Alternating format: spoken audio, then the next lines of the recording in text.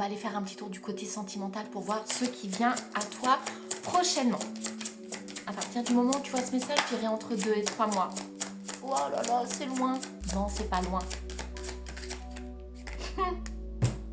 Laisse partir ton ex. On commence bien, on est en plein dedans.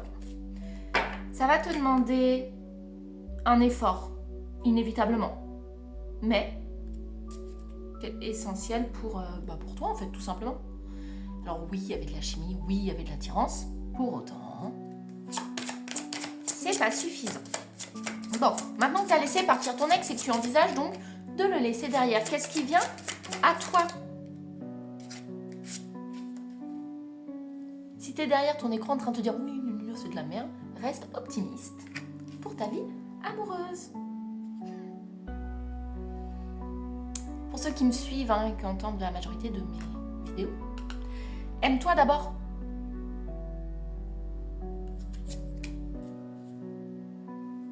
Et lorsque tu rencontreras cette personne, vas-y en douceur.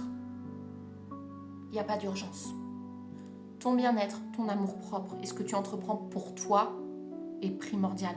Parce que tu as compris dans ce que tu entreprends que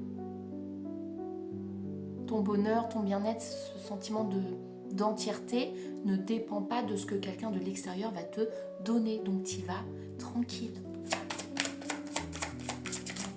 En fait, peu importe le jeu que je prends, tu as vu, tout ramène à l'énergie de pourquoi je suis là et pourquoi vous me contactez en privé. On parle d'isolement. Et c'est inévitable. À partir du moment où tu fais des remaniements dans ta vie pour aller sur une autre chose, ça implique une phase de solitude. Oh oui, mais ça me fait peur. Ouais, ça fait peur.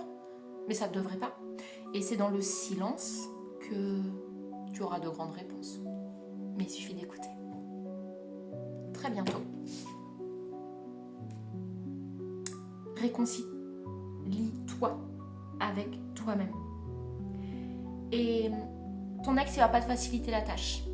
Parce que justement, 2 minutes 22 quand je te dis ça, il va pas te faciliter la tâche parce que dans une démarche où tu te sens sur toi, que tu ne l'appelles plus, que tu quémandes plus, que tu demandes plus, que tu dis plus oui, que tu mets toute ton énergie sur toi et non pas dirigée sur lui, il va le ressentir énergétiquement et il va revenir à la communication. Il va revenir. Peut-être pour des réconciliations, pour un blabla ou un que sais-je qui finalement pourrait venir semer le doute dans ta vie. Et là, on parle de l'amour propre. Je coupe sur ça. L'amour propre, l'amour véritable.